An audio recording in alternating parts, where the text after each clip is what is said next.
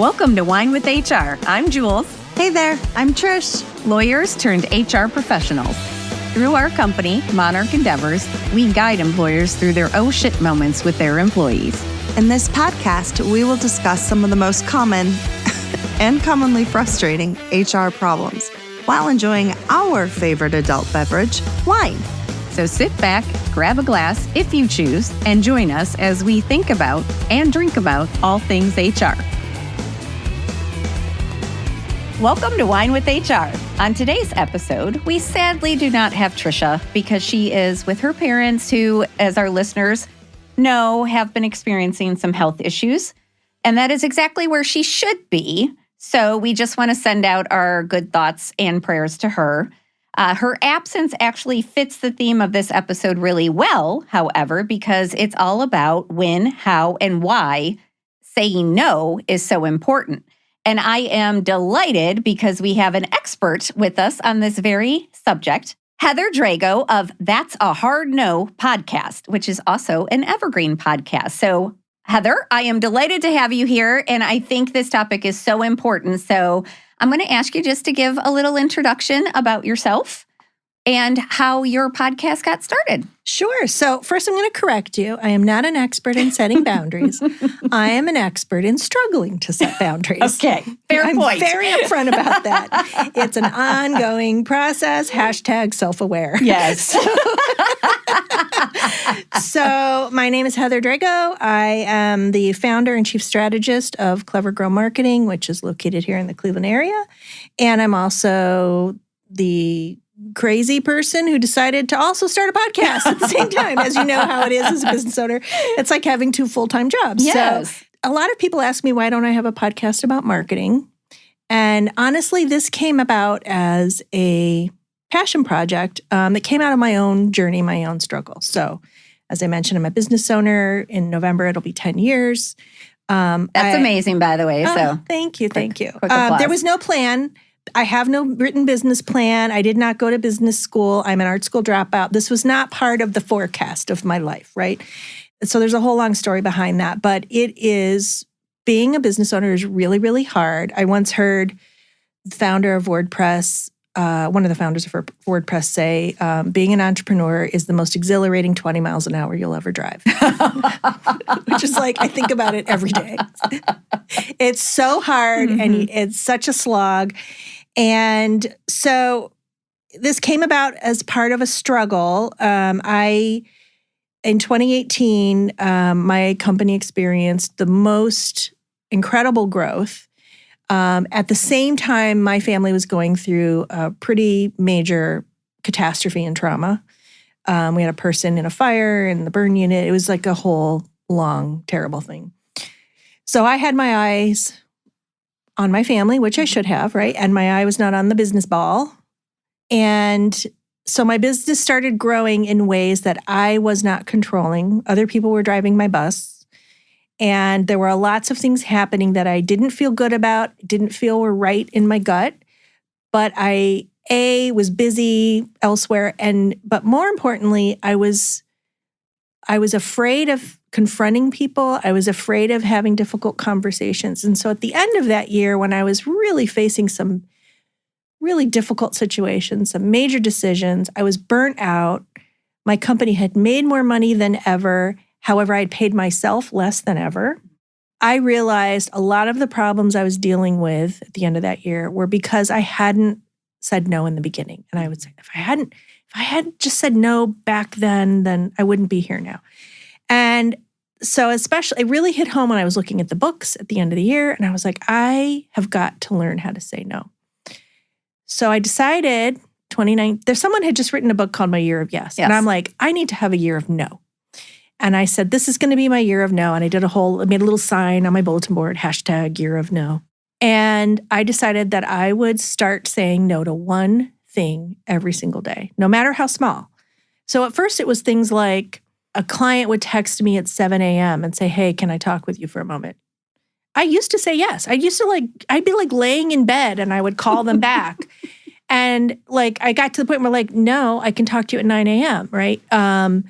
It could be just saying a no thank you in an email. It could be unsubscribing to something. It could be not answering the phone this minute someone calls. Sometimes it was harder things. I was not comfortable, even though I declared it as my year of no, it was still a big struggle, especially with bigger things where I felt FOMO, especially where like there might be an opportunity, but I really couldn't do it. Like I really struggled with the big things. And I also struggled even with the little things, doing it every single day.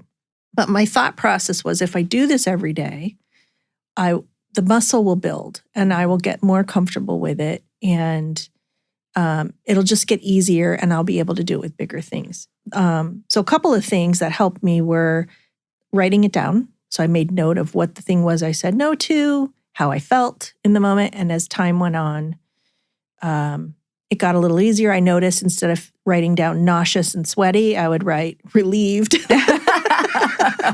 And and the other thing was I had an accountability partner in that I had an assistant who worked with me day in and day out.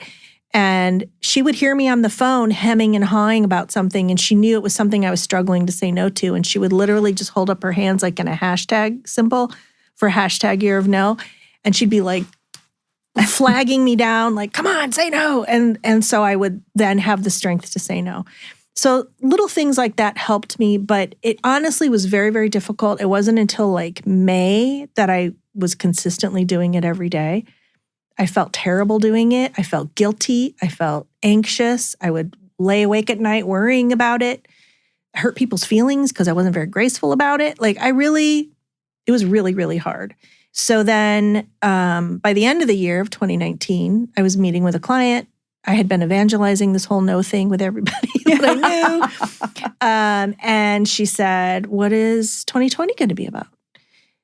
Little did we know. And I said, I don't think I'm done with this. I'm still struggling with this. I haven't really applied it to my personal life. I still think I need to work on this. And she said, no 2.0. And I was like, yes, no 2.0. I love it. So then 2020 rolled around. And in February, I was diagnosed with breast cancer.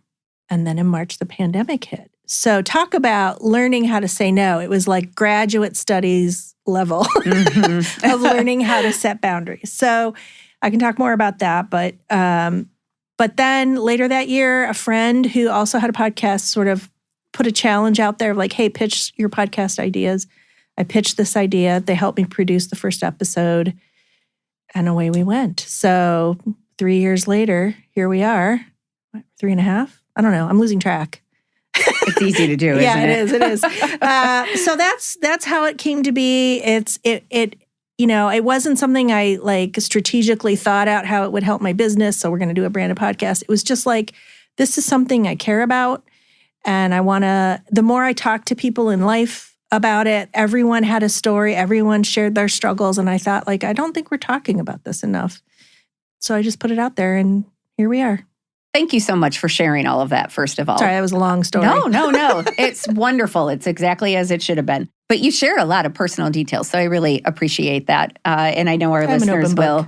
Yeah, same. I know our listeners will as well. And a part of why I was so excited to have you on the show is I think, as you were just saying, this fear of saying no or this anxiety over telling people no is universal. Oh, yeah. And as you said, it's in every aspect of our life. And so I thought, what a great idea to just talk about that to our listeners who typically tend to be HR professionals and managers who probably often feel like they can't say no, and just talk a little bit about that. And I love how you're so open about how crappy it made you feel, and I want to talk about that some more because I think people will see someone else set boundaries and say no in situations and think, God, I wish I could do that, because they think that person makes it look easy or, whatever the case may be. And it's not. It's even for people who it looks like it's easy, it's not easy most of the time. Right. So just getting that vulnerability out there, I think is great. Yeah. But before we dive into all of that, we've got to talk about our WINE of the week. Yeah. And you chose something for us, so I'm going to let you talk about it a little bit. Yeah. So, as I mentioned, I am a survivor, a breast cancer survivor. And so part of my healing journey is that I no longer drink alcohol, or I at least drink very little of it. I will say every now and then I break down and have a margarita, but we're human. Right. Yes. I mean, I need to have something in my life. Come on. Yes. So this is called Free, F-R-E, Sauvignon Blanc from California. It's alcohol removed wine. So there's a tiny bit, like a teeny tiny bit, but enough that it still tastes good. And we have it chilled on ice. And I don't know, what do you think? You know what? I was so glad that we actually had this opportunity to do this, because I have been looking to try some of these non-alcoholic, alcohol-removed versions of wine, because it's not always wine time. Sometimes. Yeah. It's not always wine o'clock. It is the middle of the day right now. Some people are throwing them back at lunchtime. True. But we're both entrepreneurs. We still got a lot of stuff to get done. A lot of work to get to, yeah. So I was very curious. And I have to say that my first sip, I was pleasantly surprised, because I know Trisha tried, I forget what brand it was, but she tried one of these on another episode, and it's probably a good thing we're not on video, because her face was, it was a hard no. A very hard no. That's one of my no. Yeah. But this, it doesn't have a word I always use to describe Sauvignon Blancs, which isn't a real word, but is bitey. They said they have that like crispness and that acidity. Yeah, the sharpness. It doesn't quite have that, but it's not as sweet as I expected it to be. Yeah. So it is just kind of a nice, kind of mellow. Yeah, it does remind you of wine, and it's a good substitute. It's I would say wine adjacent. Wine adjacent. Yes, I like that. Yeah, it'll do. It'll do. Yeah. Yeah. I could see this mixed in a spritzer too. I was thinking that as well. Yeah. A little soda, a little juice. Yeah. Something. Yeah. So in those moments where you can't have the actual thing, or you're on a journey where you're trying to have less alcohol or no alcohol, this might be a good choice. Yes. And you like the taste of wine, then this might be a very good choice. Yeah. And as always, we will have the wines that we try on the website, so you'll be able to find it. Oh, that's awesome. Great. Yeah. Okay. So now to the WHINE of the week. And as I said, we want to talk about why it's important to say no to things sometimes, even in your role as an employee, a leader, an HR professional, a manager, whatever your role is within your organization. And so we've heard Heather talk about how this started for her, and how, I thought what you said about there were some things that happened that 8 months later you were thinking like, oh man, if I had just said no back then, I would not be in this position right now. Yeah. And I think at work, it's really easy for people to, as I mentioned, feel like they can't say no, or to just get in the habit of saying yes, because they think that they need to be the good soldier or the, good employee. And so they just sort of fall into a pattern. Or people don't think they are allowed to say no. Yes. I think that's a very important point. Mm-hmm. So why do you think it is so hard for people to say no? Well, I just want to speak from my point of view, which is a cis white female, right? Mm-hmm. So I have my lived experience. So in my experience, women are taught to be caretakers, people pleasers, doers for others. Mm-hmm. You are a good, polite girl. Politeness equals good. Mm-hmm. And if you are accommodating to others, if you're doing things for others, and if you say no, you're a bitch, right? Yep. And so there's a lot of fear of saying no, there's the fear of letting people down. People use guilt as a tactic to get you to do things. There's the fear of missing out. I know as an entrepreneur, that was a big thing for me. And even now I struggle. I want to go after this thing, but if I say no to it, will I miss an opportunity to ever work with that client again? So but I think in general, we are always conditioned to say yes. And if you say no, and also there's this like toxic hustle culture of like, have a side hustle. You should always say yes. You get up at 5 a.m. and do the thing. And if you're not accomplishing stuff and making money, you're not trying hard enough. Like, seriously, can we slow down? Can we stop valuing ourselves based on what we contribute to the GDP? Like, we're not about the money we make. There is a value to having some quality of life. It makes us better, more productive people if we sleep. Yes. I think there are a lot of pressures in our society that tell us we have to say yes, or there's something wrong with us, or we're bad people. And I think we have to learn that, if you're always saying yes to everything, you're definitely then not allowing room for, and you're saying no to other things that might matter more to you. And so one of the things I've learned on this journey is to understand, what is your why? Figure out what that why is. What is it you want in life? And figure out what you have to say no to make room for that so you can go after that thing, whatever it is. And I think people also don't feel they can put themselves first. And so they are resistant to that idea. What you just said is so important. And it reminded me of a couple of moments in my career as an attorney where I didn't realize at the time that I was doing something really important, but I said there were a couple pivotal points in my career where I said no. Mm-hmm. And it was more of just in my gut to say yes just felt so bad that it forced me to say no. Sometimes that happens too. But in retrospect, it was really, really career defining. And I had somebody else point it out to me later because they were like, you've always been so good about saying no. And I'm thinking, who have you been watching? Because I am the worst. Somebody comes up like, maybe once I did it right. They'll be like, can you do me a favor? I'll be like, yes, without even knowing what it is. I'm terrible about it. What? Yeah. But in these couple of moments, I was just very clear that was not how I wanted my career to go. But I think that is an important part of it. And it goes back to what you were talking about with the hustle culture.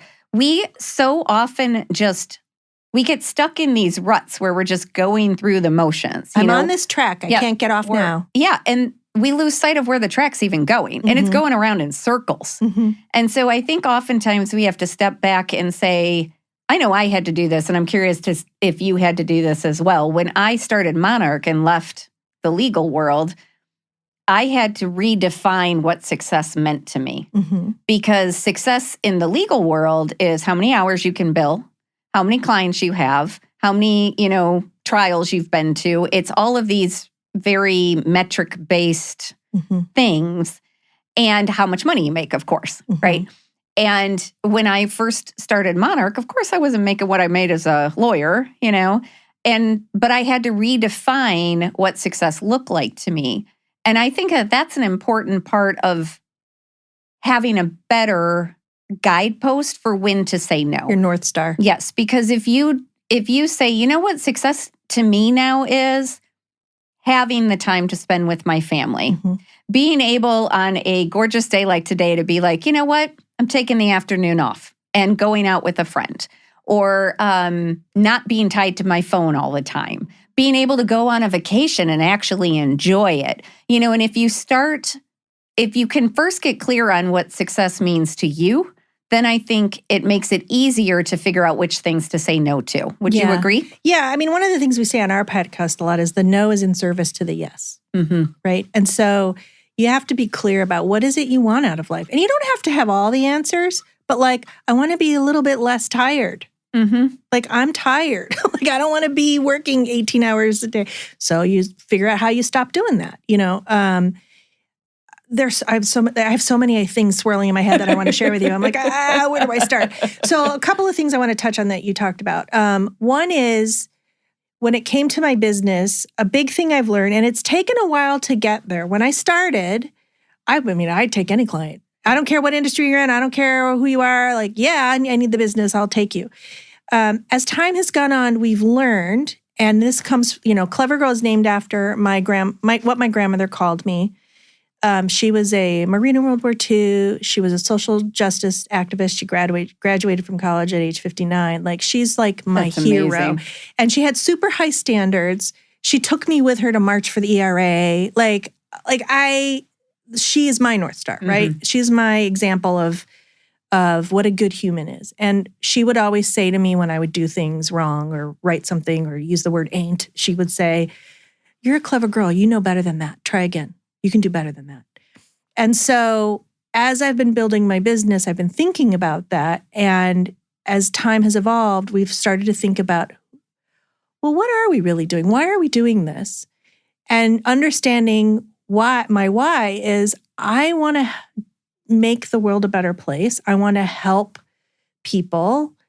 I'm a maker, yes, but I'm also a human who cares about the world. And so now we're really focusing on the types of clients that share our values. And so I've had to turn away and say no to other kinds of clients. So not that I don't think they're great people or that their businesses are worthy, but like, if I only have so many resources and so much time, I'm going to help the nonprofit that's, doing really amazing conservation work rather than some equity fund, right? Mm-hmm. It just aligns. So I've had to say no there. And that there is a big fear around that because you have to be confident that the work is out there when you say no to something else. But because I've said no, there's room for the things I care about. The other thing I want to touch on is you mentioned looking at other people and seeing how easy it is for them. Mm-hmm. And like you said, it's not. You just are seeing, it's like the proverbial duck on the water and they're just gliding along, but underneath they're like furiously paddling, right? You don't know what's going on inside, right? But especially when I started on this journey, I really thought about a few different people in my life, a couple of colleagues who are business owners, a person who's in my family, who I could see seemingly not having a problem with saying no, setting boundaries around things, and being assertive about it. And so there are lots of tricks, like having that accountability partner where you're struggling, they like kind of help you and you can talk it through. But I would also be like, what would so-and-so do? I could just kind of visualize, how would they say it? I've even called them up at times and said, "Hey, I'm struggling with this thing. How would you handle it?" So like almost like a mentor or and also when you're thinking about it more, when you're on this journey, when you start saying no every day, you start noticing it around in the culture and you start becoming more aware of those who are good at doing that. And it just kind of supports the behavior. And I should say that it takes practice. It just takes practice. And there's this wonderful thing about our brains, this neuroplasticity, where we can learn new things. We can literally rewire our brains, but it takes repetition. And so doing it every day, making a habit of it is really a key part of all of that. I feel like I'm rambling. No, you're not. You're not. You were leading into something I wanted to talk about because I agree with you that it's building a muscle. Mm-hmm. And we, have done several episodes on having difficult conversations and how that is a muscle as well. Yeah. And a lot of people will say no to having those conversations because they know they're going to be uncomfortable and scary, but they're so important. We want people to like us. Yes. That was my big problem. Yes. I want you to like me. Don't be angry. And I think as professionals, we fall into that trap too. I see that happen a lot with people who are newly promoted to manager or in HR in general, because HR is predominantly female. And so the things that you were talking about were taught to be people pleasers. And a lot of people who end up in HR are people pleasers and they want to be helpful. And so they take on things that they probably shouldn't. One of my biggest beefs, and I talk about this in trainings with my HR folks all the time, but it always seems like HR is the one who plans the holiday party. And I'm like, why are you planning a party? Yeah, no. That's not in your job description. No. You're being taken advantage of. Like also outside of HR, it's the women in the office. Absolutely. Always. Absolutely. So like that's an example of something you should say no to. Right. Not unless they're going to pay you extra or it's something you really, really, really enjoy. Right. But, and if you really, really enjoy that, then I need to talk to you because you can plan all my parties because maybe you should be in a different career. Right. Yeah. Yes. Maybe you should be a party planner. And then managers, oftentimes what I see with them is when they get promoted to manager, now they're the boss of their coworkers and they want to stay friends. Mm-hmm. And so they don't tell their now subordinates or direct reports, no. Mm-hmm. They keep things as, the friendship and they let them walk all over them. Mm-hmm. And that's not good either, because part of being a strong leader is being able to say no and to set by example, showing other people how to say no. Yeah. So how have you balanced that as an owner of your own company, as a boss? Okay. So before I answer the question about with my business, as you were speaking, a vivid memory came up from my mid-20s when I was promoted, and I suddenly became the manager of my friends. And one of my friends did something kind of inappropriate and made another employee uncomfortable. And I had to have a conversation with her. And she did not take it well. She was very angry and was just cut me off as a friend from that point on. And I had to learn that the people you work with may be friendly with you, but they're not necessarily your friends. And there are different levels of friendship. Some are deep friendships, some are surface level, some are somewhere in the spectrum.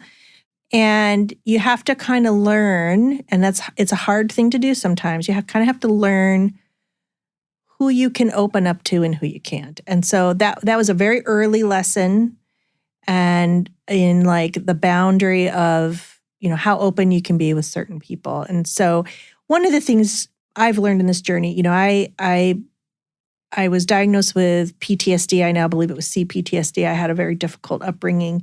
And people who've gone through some of the traumas I've gone through have issues with boundaries. And one of those issues is being immediately open with everybody, right? Telling them all the TMI stuff, right? Now I know, like I'll meet someone and they will just tell me these very personal things. And I will just kind of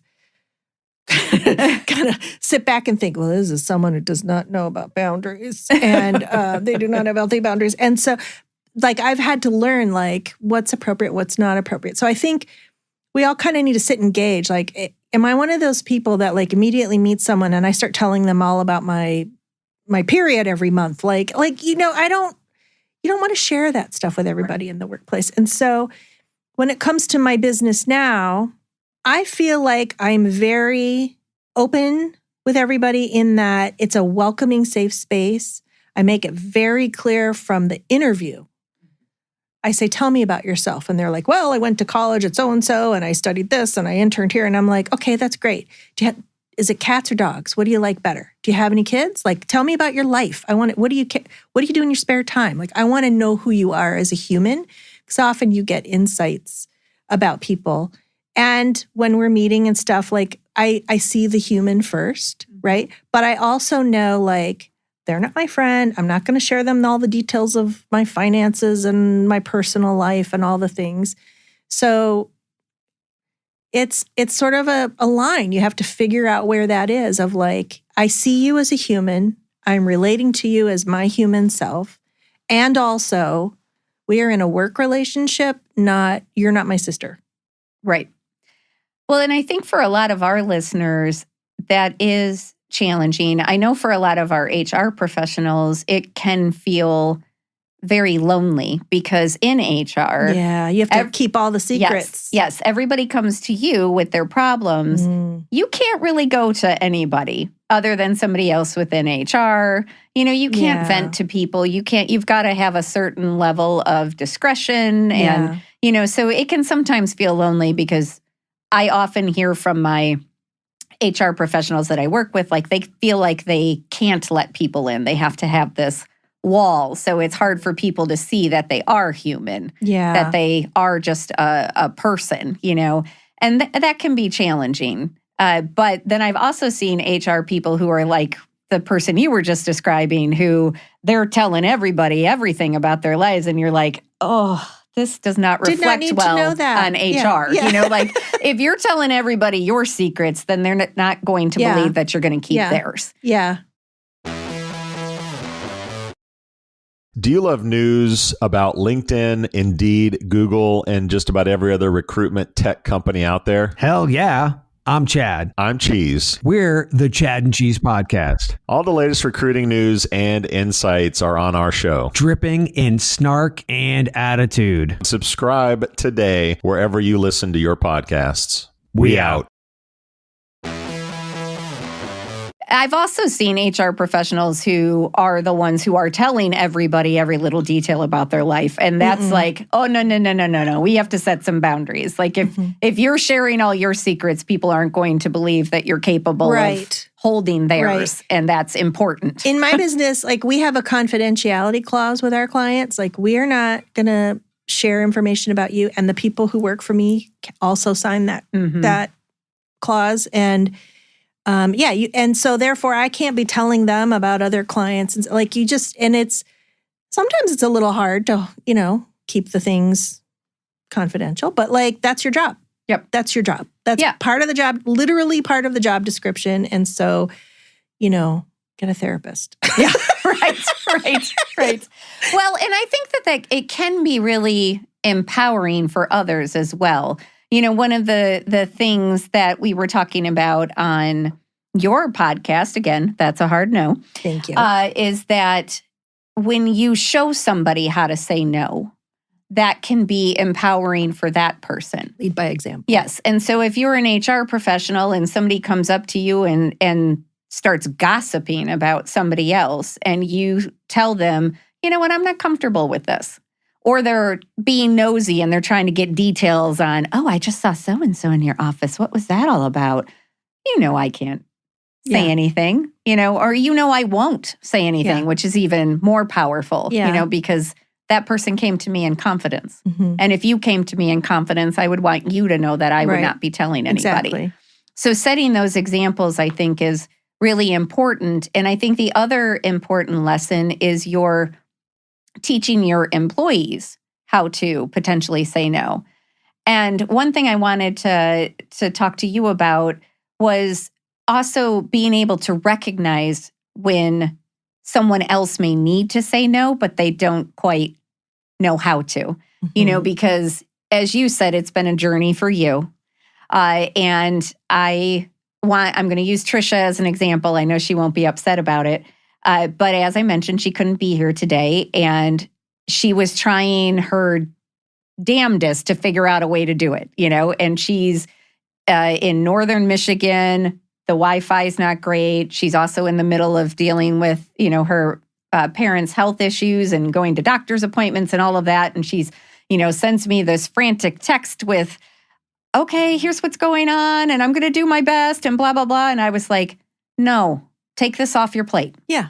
Take this off your plate. Yeah. You do not need to be worrying about this. Your focus needs to be on your parents. Right. And I think that part of being a leader is recognizing when somebody is trying to say no and validating that they have the right to say no. Oh, absolutely. And giving them the out. Yeah. So in my world, it goes both ways. So there are times when I'm working with someone and I can see they're trying to accommodate, and I will say, I can see this is hard for you. You totally can say no. This is not mission critical, or this can be put on a back burner, or in a personal situation, I can see someone struggling and they're trying to do all the things. Mm-hmm. They're trying to fit it all in, and the equation I do in my head, and sometimes I have to say it for them, is this adding any benefit to your life, or is this just making your life harder? I don't want to make your life harder, right? If you're going to get something out of this, great. let's figure if it isn't, the thing we want to do together isn't quite going to work for you in the way we've presented it. Let's figure out how we can change things so that we're both getting something out of it. But maybe this is not going to benefit you, and maybe someone else can do it better. As I don't know if I said it now or during the earlier interview, like no one's irreplaceable. Right. Like when it comes to work, like you can find help. On the flip side, with my team, they know how much I struggle with this, and we're in another growth phase, and I'm doing a lot of new business development. So a lot of the hands-on technical work that I would normally do, like I'm bottlenecking it because I'm having trouble letting it go and saying so-and-so can do this and so-and-so can do that. So we'll have our weekly stand-up meeting, and we'll be talking through the roster of clients and the things, and I'll be like, well, I can do that. And someone will be like, they'll speak up and they'll be like, no, so-and-so, can you send that email for Heather? Because, and like they're getting to the point where they're just like, no, you can't do that right now. We're going to have so-and-so do it. And it's just this reminder, that that they can do that. And the other thing that happens is I recently handed over stuff I love to do to a member of my team. And it's very creative. And I'm a maker. I love to make things and think design and all that stuff. But I have so much on my plate. And so I handed over this chunk of work to someone. And I felt so much relief. And I realized I had to have humility to be like, it doesn't have to be me. This other person could probably do it better than me. Mm-hmm. And so sometimes the saying the no is, can someone else do it better? If someone asks you to do something, this is that FOMO with a potential client, am I really the right fit or can someone else do it better? I had an instance where I agreed to work on a project with a client. It wasn't really in our wheelhouse, but I was willing to learn because that's what I do. I'm a professional learner, basically. I was willing to learn and figure it out and do it for them. And there was just, we were coming from two different places. His expectations of what he was going to get are totally different from mine. It wasn't going to work out. And so I basically resigned from the project, gave him his money back, said, I'm really sorry it worked out this way. Here are some other people I think might do it better. And that was a big lesson in like, if you feel in your gut, I'm not sure I'm the right person, you're probably not. And you won't be doing a service for them, you'll be doing them a disservice. And so you have to be able to be humble about some of that stuff. You're not always the greatest and smartest in the room. Yeah. I think that's so important, especially for our managers, because one of the problems that I see managers having is letting go of things. Delegating, yes. And a big part of that is, they're afraid that, they're not going to do it the way I want it done, or they're not going to do it as well as I do it. Right. Or, I don't have the time to teach them, or, whatever the excuse said all of those is. things. Yes, whatever the excuse is. I think it really comes down to what you just said, which is letting go of the ego. Yeah. That your way is not the only way. Right. And one of the things that I know I had to let go of as a owner of a company and when I work with people is it doesn't have to be the way that I would do it. As you just said, sometimes there's a better way. Sometimes also good is good enough. Yes. Perfect is the enemy of done. Yes. So sometimes saying no to perfection is a really... Perfectionism is paralyzing. It is. Yeah. It is. Yeah. Yeah. You're touching on all my pitfalls. Like literally, this is like the story of my life. But I think it's really hard for a lot of people. So I think having these types of conversations is important because you don't feel so alone when you know other people struggle with it too. You know, you've had your company, you just celebrated 10 years. So, most people would look at that and be like, she's figured it all out. Yeah. Right? No. I haven't either. No. Yeah, I mean, the humility is a big part of it. And I think also a big part of saying no is not reacting in the moment. I think you need to, we call it the power of the pause. Take a pause. Take a breath. You don't have to answer right away. If someone asks you today to say something, you say, thank you for thinking of me. Let me think about this for 24 hours. I'll get back to you. Let me see how this fits in our schedule. I'll get back to you. I need to think about this one for a minute. I need to check with my family. Whatever it is, like, take a pause. You do not have to react. And if someone is pressuring you to do something you really don't want to do, your gut's telling you, like, oh my God, I'm so busy. Then don't do it. Right. Like, if they're going to pressure you, then they're not going to respect your other boundaries relating to this, whatever this is. Right. And the power of the pause is really important.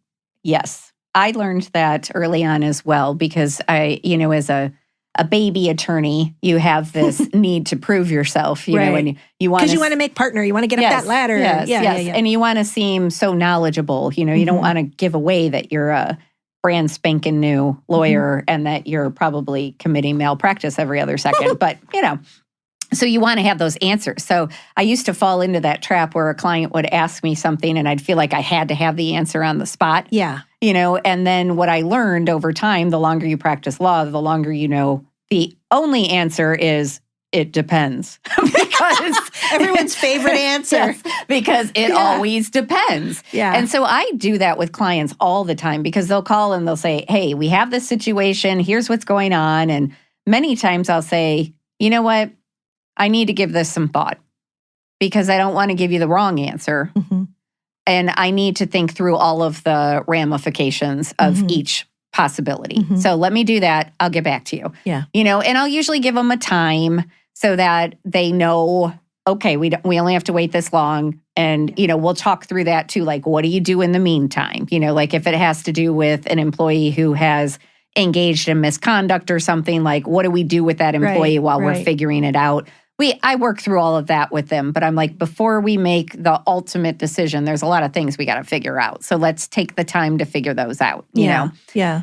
So I think like you said, the power of the pause is very, very important. And I think that that's one of our tips that is the way to start saying no sometimes, right? Like if you can't say no right off the bat, or you're not sure you want to say no, just pause and say, I'll get back to you.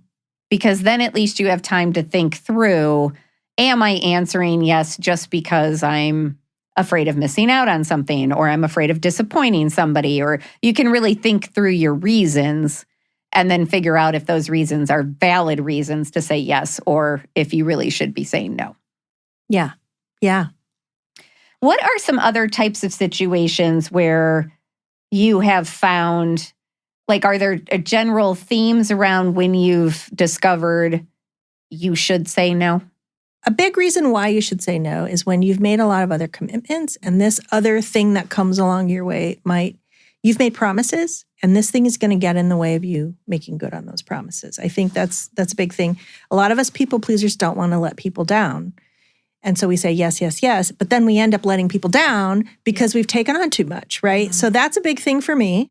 A lot of personal stuff. I think it's in some cases, for some people, it's easier to say no in their personal life, but hard to say no in their work life. For me, it's a little different because I'm unemployable and I work for myself. So it's very easy for me to control my environment and be like, no. But when it comes to family issues, there's a lot of familial expectations. There are generations of patterns and behaviors. There's guilt. There's, you don't want to let your kids down. You want to help your kids do things. And so, it's, there are lots of times in hindsight, I realize I said yes, yes, yes. And maybe that was not the best thing for my kids. Maybe I should have said no. And I think teaching our kids healthy boundaries, teaching people no means no. I've literally had I get, let's be honest, 25 unsolicited emails a day from people trying to sell me something. And one of my no's is I've literally created a signature in Outlook called No Thanks. And when I click on it, it just says, no, thank you. Please remove me from your mailing list. And I just literally go click, click, click, click. I just no, thank you. And then one time this one woman emailed me back saying, are you sure? Blah, blah, blah, blah. And her name was Bridget. I was like, no means no, Bridget. Please do not contact me again. Like, there are people who will push. There were people who, they'll invite you to the destination wedding and it's going to cost you a plane trip and a dress and all this stuff. And you might not have the budget for it. And you're like, I love you so much. I will happily give you a gift. I will happily go to your wedding shower and see you when you come back, but I really can't afford this right now. Most people will respect that. Right. But there are always people who surprise you and push you and say, are you sure? Are you, oh, we'll miss you so much. One thing to know is sometimes people are just saying that because that's what you say when someone says no. Oh, we'll miss you so much. Are you sure? Whatever. And some people are going to push and be guilty, and you have to be firm. And you know, whose life are you living? Theirs or yours? And so it's hard. The personal stuff I find harder than the work stuff.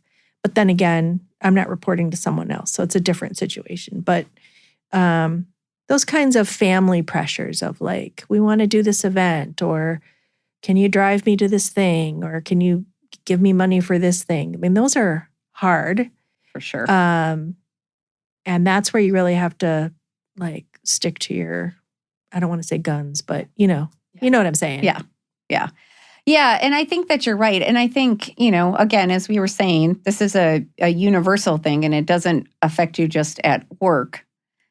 We have to say no a lot, in both work, outside of work, in our personal lives and our professional lives. And it can feel like you're saying no to everything sometimes. It also can feel like you're saying yes to everything. Yes. And you're like, why am I so tired? Right. And if you're saying yes to everything in your personal life, you're probably saying yes to everything in your professional life. So it is an important tool to start learning. And I think that I want to start talking a little bit about some tips for people, because we always like to give our listeners tips on how to actually do the things that we're telling them to do. So what are some of you mentioned a couple at the beginning, but what are some tips through your experience in saying no that you feel could be helpful or that other people could use? Well, the first one is be clear. Don't waffle. Don't be like, well, let me think about it. Or maybe we can revisit this in a few months. If your gut says no, then you have to find the courage to say no. Because if you don't, you're not being clear with them. They're going to keep asking, and you're just going to have to eventually say no anyway, and you're torturing yourself in the meantime, right? So just like if your gut is telling you no, then it's a no, and you just have to figure out how to say it. I would also, not to interrupt you, but I would also say if you can't say yes immediately, say no. Mm-hmm. Like you're saying, don't leave it open unless you just need to check your calendar or something like that. If you need to take the pause. Right. And some ways you can soften it. Yes. You can be like, thank you so much for thinking of me. Let me check my calendar and I'll get back to you tomorrow. And then you come back tomorrow and you're like, I'm so sorry. I have some prior commitments. This isn't going to work for me. So it's a way to soften it. Yeah. But like that, when you come back, be clear. Right. Like don't leave an opening for them to push. Right. And I think, what we were talking about on your podcast is this concept of, and we've talked about it on some other episodes on wine, of being nice versus being kind. Yeah. And, when we don't say no to somebody, like let's say it's just a personal invitation to something, and you don't want to disappoint them. So you're like, well, I'm not sure. I just had this recently with a friend who asked me about something, and it's something I really wanted to do, but it required me to be gone for the weekend. And I, as I mentioned to you on a break, I often go back and forth to Michigan to help my mom. And I've been traveling a ton on the weekends. And I know that one of my boundaries is I can only go about 3 weekends, and even that's a lot, away from home before I need a solid weekend at home. To recuperate. To build back my sanity, to do whatever I need to do in my house, whatever it is. And I have learned that I need to be more mindful of that, because I used to just, if my calendar was open, if I didn't have an appointment with another human, I would be like, yes, I can do it. And I've had to start blocking things off on my calendar and just saying, no, I'm busy at that time. But in this particular situation, I was like, well, let me look. I got to figure out which weekends I've got to cover with my mom this month and blah, blah, blah, blah, blah. And then I went back not shortly thereafter and I was like, you know what? It's too much. The calendar is too full. Yeah. And so I'm just going to say no. And, yeah, it sucks. I think we were both disappointed, but at the same time, if I pushed myself to do that, the entire time I was there, I'd be thinking about all the things I needed to get done at my house. Yeah.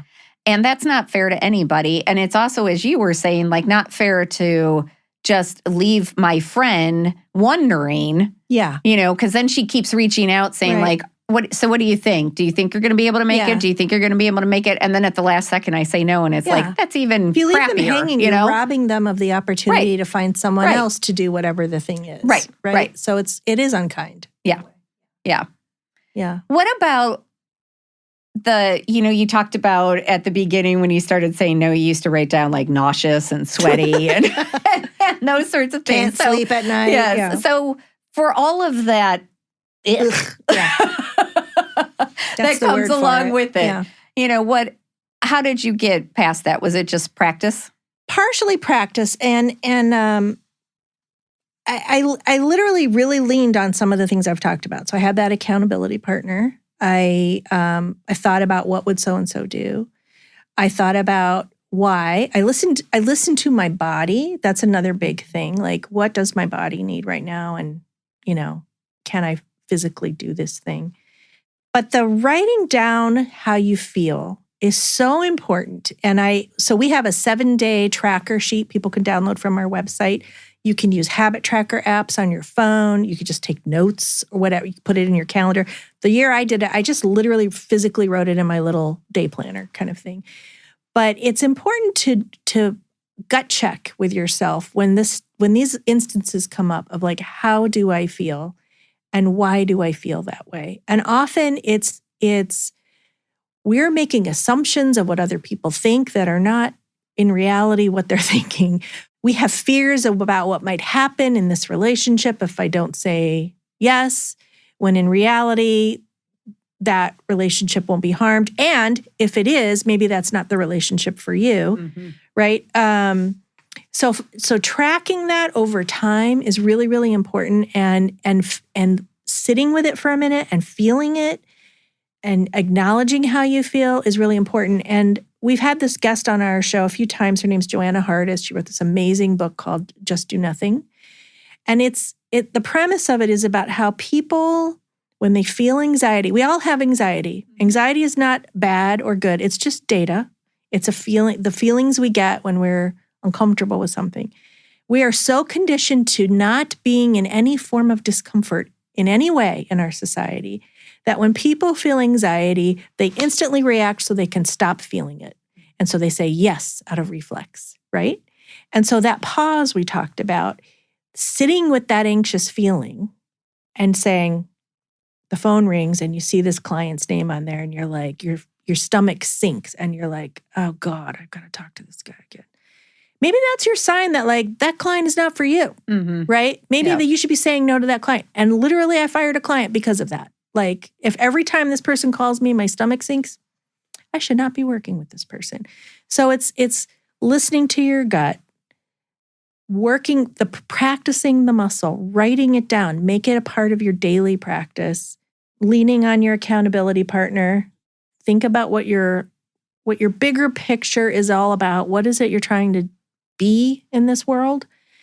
And know that you have a right to set those boundaries, to say no. You don't owe anybody anything. Like, yes, you have relationships and like I have a spouse and I have kids and stuff like that. But like I'm a human being too and I come first. So there. Yeah. Step in. Well, and I also think it's important to track if the saying no, if you're afraid to say no because you're afraid of how the other person is going to react. Or about having that uncomfortable conversation. I think it's important to also note how you feel once it's done. Oh, because yeah. I think what they're fearing is they're trying to avoid what you were just talking about, that angst, that they're going to hate me, they're going to yell at me, the fear. So whatever they've built up in their head, they're trying to avoid that. It usually doesn't turn out to be that bad. It usually turns out to be better than that. You get through it. You get through it.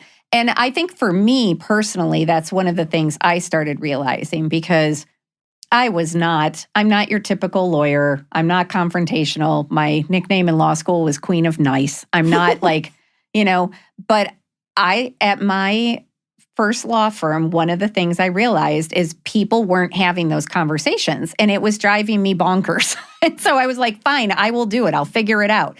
And I would start having these difficult conversations, because what I realized is otherwise I'm continually anxious because I haven't had the conversation. Knowing eventually you'll have to, and you're dreading it the whole time. Yeah. So you've got all of that anxiety building up. Or I could just go have it. I always prepare. I always figure out what I'm going to say. I always sort of worst case scenario it. I always try to plan as much as possible, but just have it. Get it over with. It usually, something good comes out of it. You either get whatever was simmering out in the open, you find a way through it. Maybe you muck it up completely the first time around. I did that. Yeah, been there, done that. And then you go back and say, okay, you know what? I didn't handle that very well. Again, that shows leadership. But then at least you still have gotten through it, instead of just sticking your head in the sand and hoping it goes away on its own. And not to downplay, sometimes these conversations are very difficult. And don't go the way you want, and relationships get harmed. But you have to think, you're the person sticking up for yourself. And often we need to think about, how would we defend someone else in this situation? How would we stand up for them? And are we willing to stand up for ourselves in the same way? Sort of that inner child work, right? And so I often have to think about that. Like, what would I, if it was my kid standing here, would I waffle, or would I stand up for them?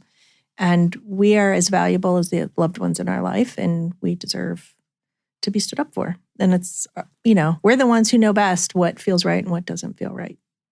Absolutely. I think that is a great summary of everything we've been talking about.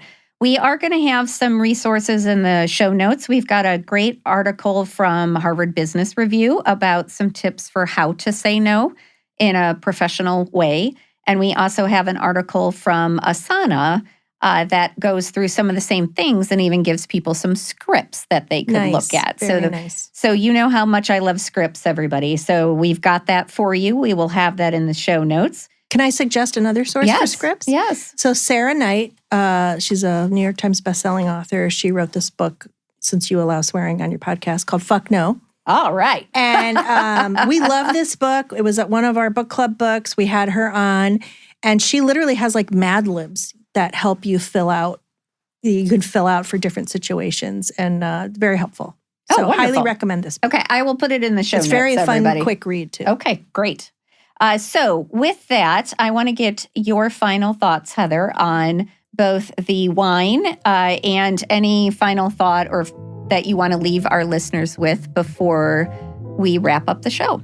Well, I think the wine's delightful. It's a good summer wine. It is. It's nice. Yeah, it's very nice. I've been sipping on it. I refilled. It's pretty good. I'd drink it again. Yeah. Yeah. I would too. And I would just say, it's never too late to start standing up for yourself and setting boundaries for yourself, just because you've struggled with it in the past, or you felt like a doormat in your life thus far.